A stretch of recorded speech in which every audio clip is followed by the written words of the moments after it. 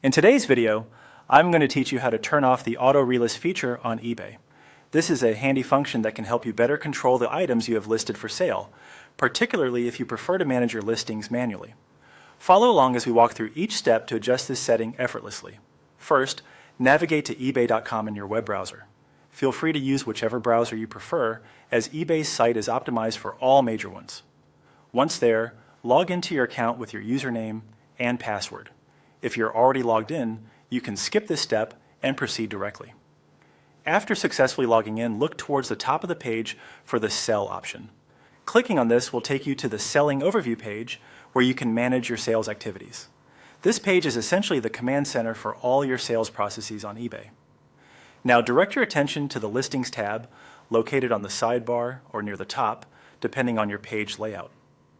Under this tab, you'll see a few options like Create Listing or Drafts. Click on Drafts if you want to edit an existing listing. This is particularly useful if you have listings you've been working on but haven't yet published. Once you've clicked on Drafts, you'll be brought to a page that shows all your drafted listings. Take a moment to locate the draft you wish to edit. You'll notice a button labeled Resume Draft.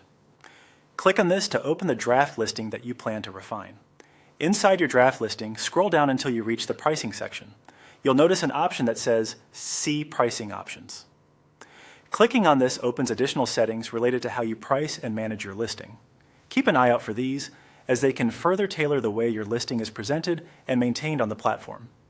Finally, an important step to note is toggling off the auto relist feature. This is usually in the pricing section within your listing settings. By default, this might be turned on, which automatically relists your item once its listing duration ends. Toggle it off to take manual control over when your listing reappears on eBay. Once you've adjusted this setting, you can continue finalizing and listing your item as needed. And there you have it, a simple and straightforward way to turn off auto relist on your eBay listings.